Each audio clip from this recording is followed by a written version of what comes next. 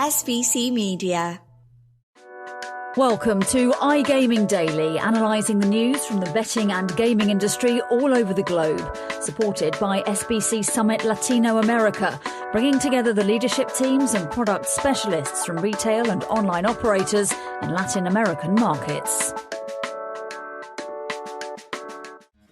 Discover the potential of Latin America's booming iGaming and sports betting markets at SBC Summit Latin America, the premier industry event in the region.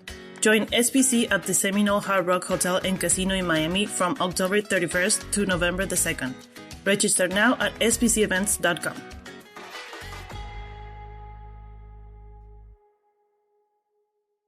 Hello and welcome to the latest episode of iGaming Daily. I'm James Ross, the Multimedia editor, and I have the privilege, and if you've listened to one of the special episodes we did for the 50th episode, I said my dream interviewee would be Brigid Simmonds, and that dream has now become a reality because she sat right in front of me. I'm sat in front of Brigid Simmonds, the chairman of the Betting and Gaming Council. How are you doing today? Absolutely fine, James, and actually it's great to see you again. Again, indeed, and just again for the listeners, just for clarity, I've been chasing Brigid because when I was doing my dissertation as my master's degree, Brigid was part of the British Pub and Beer Association at the time. I was the chief executive of the British Beer and Pub Association for 10 years, and you came to see me, and I hope that helped your dissertation. I passed my dissertation, but you were the first to accept my invite, and it was kind of a springboard then because I was saying, Brigid's part of my dissertation. And they were like, if Brigid's in this, we'll get this. So I ended up getting, I think it was Tim Martin from Wetherspoons on there as well. Did you? Yeah. He was a character. Yeah, he is. But our journey has kind of been in a bit of a parallel, because I started, obviously my dissertation was about the British pub, and kind of the decline about around the time. You were a great voice on there, and we've kind of transported into the gaming space, or the iGaming betting space. So I always said, my interview has to be with Brigid. It's a dream one because it then comes kind of full circle for me. So we're here, and I'm absolutely honoured that you've actually I'm really happy that you've actually just agreed to do this. So we're going to be talking about a few things. We're going to be talking about the UK GC, the consultations and the white paper that's come out. We're also going to be talking about you were inducted into the SBC Hall of Fame this week, which is congratulations, by the way. We'll talk a bit about that further on in the episode, but just to kind of get this underway, because I've spoken too much. I think I might have fed your ego a little bit too much there. But just with the UKG and the DCMS consultations well underway now, kind of what does the Betting and Gaming Council hope that the end of results will come from these engagements? Well, I think the white paper was a starting gun for what's going to be a huge amount of work. I mean, so far we have 8 separate consultations. We have 2 from the government and 6 from the Gambling Commission. And that alone produces 60 different work streams that with lot of deadlines that we're going to have to meet. I think at the end of the day, what we need is a proportionate balance and effective reforms, which is what we've asked for. But it's a once-in-a-generation opportunity to make changes to regulation of betting and gaming in the UK. Many of the things that we asked for, like frictionless enhanced spending checks, a new ombudsman to improve consumer redress, and an overarching plan to help with casinos. I mean, casinos lost out when the Gambling Act was introduced for various political reasons. The modernisation of casinos to help them, and the tourism impact that they have in the UK. I mean, they contribute 180 million to the London economy alone, is really important. And we need to look after both the online and the land-based. Exactly. And one of the things that kind of fall under these white papers as well is kind of advertising. I want you to kind of just walk us through kind of the latest enhancements, definitely the Betting and Gaming Council have made to kind of the advertising code itself. Well, we've now about to publish the 7th edition of the Industry Code on Social Responsible Advertising, IGRG, is what everybody calls it. I mean, the key changes, and one of the focus of the white paper is about the protection of young people. And we had already made changes whereby if you were a social media platform, you could only put forward paid-for advertising to someone who was over the age of 25 unless you could prove to the BGC that your age gating for 18 plus was absolutely watertight. This actually goes further than that, and it will ensure that all sponsored or paid social media adverts must be targeted at consumers over the age of 25, and it will be extended to all digital media platforms who have the appropriate age filter. So I think that's really what we need to do. I think young people are really important. They're obviously they're looking at different stakes for and limits for those under the age of 25. We must respect that. We are very keen to work with both the Gambling Commission and the government to implement. And with all these changes, for you, Brigid, what would be the ideal impact of these changes? I think the ideal impact of... I come from a background, and you mentioned my work as Chief Executive of the British Beer and Pub Association, and indeed with betting and gaming. I believe that people have the right to choose how they spend their money, and that's not something which should be interfered with. But I also believe that industry has an absolute responsibility to protect their customers and to do what they can. And in all the work, I mean, the Betting and Gaming Council has introduced 80 different standards. We are a standards organisation, and that's from advertising to games design. It's looking at young people. It's introducing the campaign of take time to think, take time to think to set deposit limits, take time to think to take time out. It's an education process. But unlike alcohol, where it's pretty obvious if someone's got a problem with alcohol, it's not with betting and gaming. And we've got to be aware of the stigma. We shouldn't be criticising people. We should be making sure that they open up if they've got a problem and that they know where to go to get help from GamCare, or they know how to prevent themselves from spending any money through GamStop. That's what the Betting and Gaming Council's prime aim is, to help our members in a regulated industry. I mean, you've got to remember, we are an industry which contributes 7.1 billion to the UK economy. We employ 110,000 people, and we put 4.2 billion in tax. That's a major industry, and I think it's something that the government recognises. And kind of just on the problem kind of gambling rates, I generally think the UK are one of the strongest in enforcing that message. I think we probably have one of the lowest rates. I think the UK kind of scene really does well in kind of helping problem gamblers moving forward and just trying to help them educate and also trying to reduce those numbers. It's always the main aim for them. But we've also got UK Safer Gambling Week. I believe it's just under 2 months' time. This will be the 6th consecutive year, I think that's correct. Just for your opinion, what's the significance of this event? And there has been some criticism of UK Safer Gambling Week, saying that it's a quote-unquote, I'm doing air quotes now for the people there, a distraction from real issues. What do you make of that? I simply disagree with that view. I mean, safer gambling is obviously something that takes place year-round. But Safer Gambling Week gives us a focus where every bingo club, arcade, casino, betting shop has posters and live information. There's an awful lot of information online. We have major football, Premier League clubs.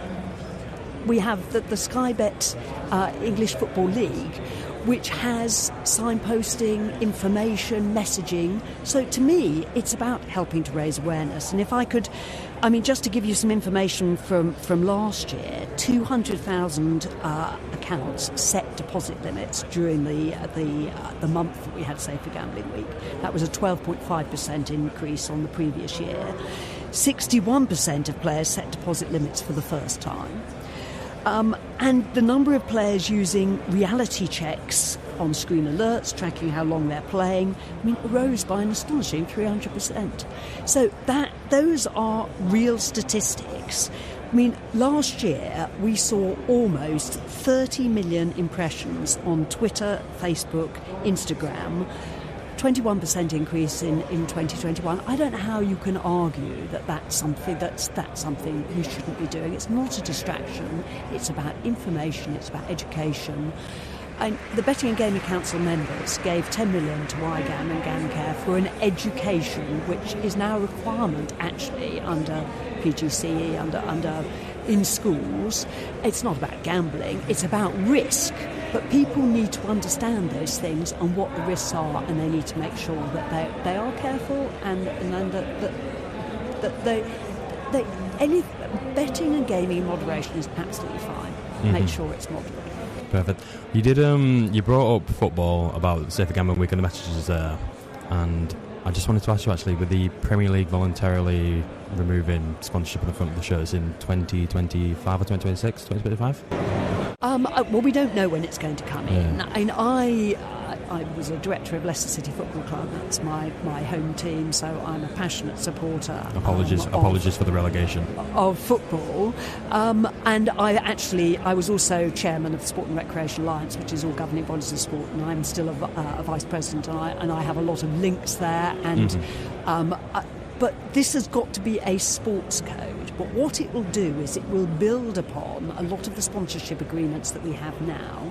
So if you look at Sky Bet and the EFL, there is a requirement for clubs to have safer gambling messages. There is an education programme for players, for coaches, so they have an understanding. There's a lot of information that's provided. So you must have those agreements in place.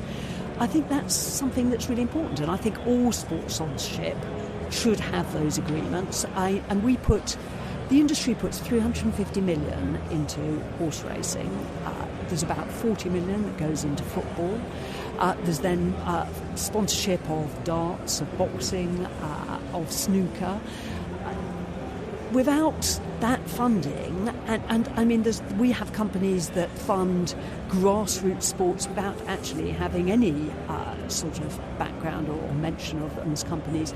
There's an awful lot that goes on for support. One of my charities, the Sport and Recreational Alliance, one of our members also supports. That helps our young Olympians of the future with training costs. The contribution which our industry makes to sport is absolutely vital, and the two are fully integrated. Exactly. I think our managing director Andrew McCarran said this year. I don't think you're going to get a crossover that perfectly align like the iGaming sector do and sports, or definitely sports betting and kind of the sporting world. Their target audience, it is aligned so well, and you're obviously going to have some issues with obviously like protecting children who don't see advertising and stuff, and that is a priority. And you won't be able to have, and you can't have names on football shirts of companies for youngsters, and in family zones, for example, you don't only have advertising. That is part of the sort of agreements and the codes that they sign up to. But we've also got to make sure that we separate sponsorship from advertising, and that is actually quite difficult. But, the government looked at this. The government was quite clear that the evidence wasn't there about the effect of names on shirts. I mean, I watch football all the time. I do not spend my time looking at what's on the shirt or indeed what's on the perimeter. I'm watching the game. And you talk to anyone, any consumer advertising, they hate advertisements. Of course, we also introduced the whistle-to-whistle ban. The whistle-to-whistle ban reduced the amount of advertising by 97% that was seen by young people. If you look at the numbers between the World Cup 2018 and the Euros 2020, we halved the number of advertisements that were there. You can't advertise below the watershed of 9 o'clock unless it's bingo or the National Lottery. Yes, you may, and now we've had 20% of advertisements have always been safer gambling advertisements on television.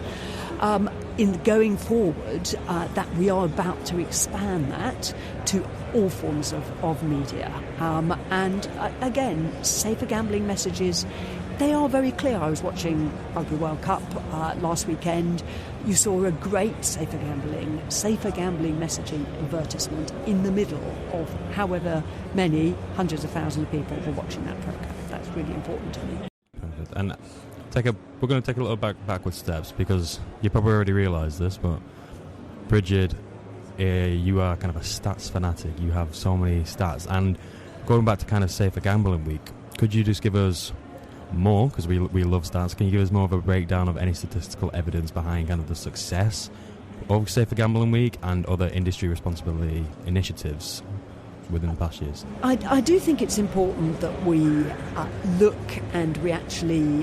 at how successful these campaigns are, and we do quite a lot of our own assessment. We have external validation, but if you look at Safer Gambling Week, you're looking at 200,000 accounts setting deposit limits. You're looking at an increase in last year of 12.5% compared with the same amount in the previous year of people actually setting limits.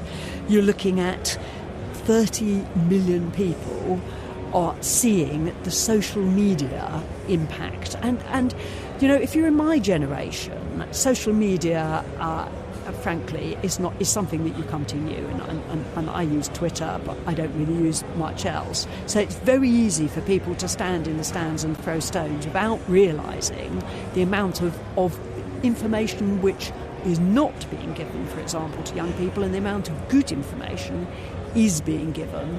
We also signed up to, we work with GamCare on consistency of information, which is online, so all companies have it in the same format, and we have just actually launched a code which is exactly the same for land use. So you've got consistency of information. If you go into a betting shop, you'll see information about safer gambling, you'll see messaging. That we do evaluate what we're actually putting together, and I'm sure we will do that again this year. I saw you mentioned it as Twitter. Would you ever refer to Twitter as X, or is it Twitter for you all day? I'm afraid it's Twitter. I can't get around X. I can't. It's always Twitter. No. So we're going to come back to what we started the conversation, and that's going to be the UK white paper. The recent select committee meeting, it was Andrew Rhodes, I believe, from the UKGC, the CEO. He was speaking, and I believe one of the MPs brought up the fact that there wasn't an impact assessment done with the UK white paper. And from my knowledge, this is something that it was mandatory that it had to happen. Like, they had to do it each time, and it hasn't happened. What's your thought on this, and why do you think this hasn't happened, and what impact could it have actually on the white paper? Well, I think the white paper suggests a potential impact on the industry of between 329 and 812 million. But there's nothing to back that up, and there is not a proper impact assessment. And until we know, for example, how these frictionless checks are actually going to work, and we already know that people ask for their bank statements or other information, simply walk away. Where do they walk away to? And what would be my concern? They walk away to a black market. And however much money we throw at this, you're not going to be able to stop this. You close down one site, they transfer all their customers on WhatsApp, and they open some other URL the following week. It is that easy. You go onto the website, and you can search for ways to get around GamStop. I mean, it's out there. So, and if you look at other countries in the world where they have got this wrong, they are losing out in terms of revenue, they're losing out in terms of customers, because those customers are going elsewhere. And when they go elsewhere, if they go to Curacao or wherever it happens to be, they will find that they do not have the protections or set by the standards which we set in the UK. That is not good. So I think actually it is really concerning that we haven't got a proper impact assessment. But that impact assessment is something that really should have been done through DCMS. And you mentioned black markets, and that's kind of led on to the next question that I've got for you. Kind of just for the BGC, are you concerned are you actually satisfied that the review kind of meets the challenges that the market faces from the black market operators? The difficulty is we're at the consultation phase, so until we know the results of all those consultations, we know what the government's intentions are. That's clearly set out in the white paper. The challenge is to make sure that the Gambling Commission, as the regulator, actually fulfills those expectations. So one of the concerns that's been well written about is if you start asking people what their job title is, is that going to be... And I've only once been asked what my job title was when I was going through an airport on the way to Dublin, and frankly I was thoroughly embarrassed to be asked. It's not the sort of thing... And also, what help does that give you? Because you could say... I could say I'm the chairman, you could be a non-executive director. It just doesn't really help us. So we've got to make this frictionless. That's absolutely vital. And I think actually it's important the Gambling Commission have announced that they're going to have a steering group for this. I think it can't just be the Gambling Commission, government and the financial services who set this up. There's got to be an understanding of how gambling actually works. And I think that's going to be absolutely essential. But if you get this wrong, so I think Andrew also said he wasn't sure about the figures on the black market. We've had a PwC report done. The figures on the black market in the UK are relatively low. But if you look at other countries around, particularly around Europe, those figures are much greater. We were talking about between 21 and 57%. We do not want to be in that space in the UK. Mm-hmm. And just on that, the consultations, when this white paper was released, obviously it's been 2 to 3 years in the making. I think it was announced during Boris Johnson's was it 2019 re-election campaign. It's taken so long for this white paper to come out, and it might be a great example of just how Boris Johnson's reign was, maybe, who knows. But it's taken 3 years, and we're still at the stage of these things need further consultations. Was that kind of a disappointing thing from you, or was it actually enlightening that they're actually going to be engaging with the industry for these consultations? So it is obviously a disappointment when a white paper takes so long to appear. On the other hand, it's absolutely vital that the white paper gets it right. And as an industry, and indeed everyone, we've had a lot of well documented. We've had a lot of changes of Secretary of State, a lot of changes of Minister. I can't remember. I think I might be on number 8 on my 4 years as chairman in terms of minister. So making sure that new ministers come in, that they understand the implications, that we had opportunities to point out where there were real concerns, around frictionless checks, for example, and to get that right, and that the understanding, for example, of the changes that are going to be to casinos really would help casinos, that they understood some of the space requirements around the number of machines, for example, I think is right. So we welcomed the white paper when it came out. We've always been clear that we would work with the government and the Gambling Commission to implement it, and we will do exactly that. Mm-hmm. And final question on the kind of the white paper before we go into the Hall of Fame. I've got a little stat here as well, so it's not just Brigid who has the stats. Bookmakers donated $277,000 from Britannia Stakes this year. Kind of, in your view, just how important is the relationship between betting and sports, and is this kind of conducted in a responsible manner? And it's going to be a two-pronged question. And what changes do you expect the white paper to kind of bring to this relationship moving forward? I think, well, first of all, I mean, yes, we're very proud. We've actually put 5.9 million from our members into charities since we started doing charity races. And if you remember, during COVID, we ran a virtual Grand National. That was the first one. But the Britannia Stakes are really important. A whole range of charities, military charities, those working in sport. SportsAid was one of the recipients this year. Those working locally with people, communities with disabilities. We've run it in conjunction with Royal Ascot. I think it was absolutely great. It's one of those where I give my 3 adult children and my husband and myself, they all have a free bet, of which I pay for. The deal is that if they win, they get the money. But I'm delighted when none of them win, because that means that more money will go to the charities. And I think a lot of people approach it in that way. I think it shows the power of sport, and the regulated betting and gaming industry has to do good. And that is the most important part about it. So I've talked about the importance of sport. I mean, we put 350 million into horse racing. I think horse racing will ultimately be dealt with in a slightly different way, because horse racing is, think about the impact on rural communities. Frankly, that industry could not exist without the contribution which is made to it by betting and gaming. It's not the sort of thing, on the whole, that's watched by children. I mean, betting, it's very much an adult thing, but it's something that millions of people enjoy watching and going to in the UK. It's really important. And it's important to the future of horses and horse racing and all of those things that go with it. But then on top of that, you look at some sports which personally I'm... in the work that I've been to the Commonwealth Games, I've actually went to the Olympics in Beijing. If you look at amateur boxing, for example, that needs the support, and how important is it in local communities, disadvantaged communities. The Sport and Recreation Alliance gave an award to a wonderful individual who'd started a boxing club in a very disadvantaged and racially disadvantaged, very open community.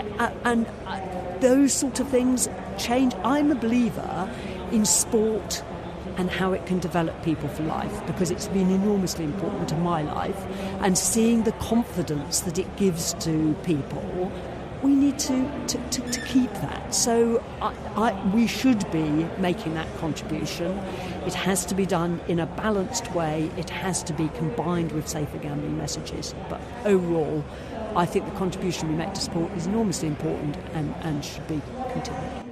I couldn't agree with more on that, and perfectly well said.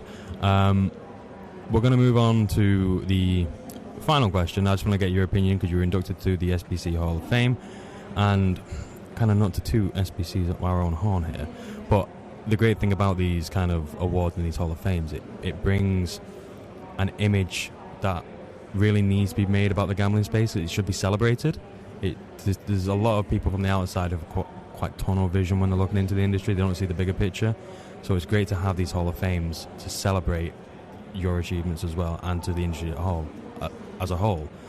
But for you, how was it to be inducted into the Hall of Fame? I was totally honoured and privileged. It's the first time in this industry that my contribution has been acknowledged in that way.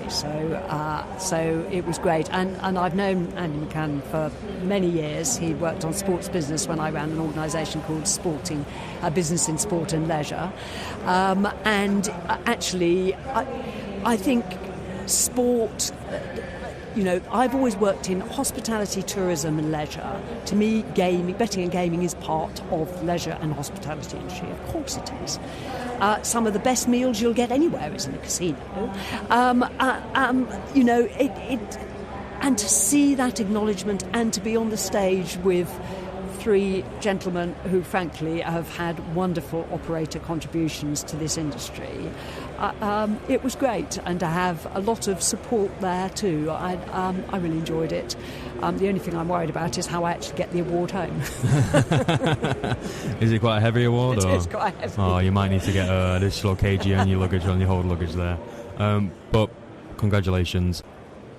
I'll say it, fully well deserved. I believe anyone listening to this podcast and anyone who knows you will absolutely agree, it's fully deserved. So, but it's not only about me. I mean, the Betting and Gaming Council, I've got a wonderful chief executive in Michael Duggar. He's brilliant in what he does, and his background and the work that he does with politicians, and indeed our whole team.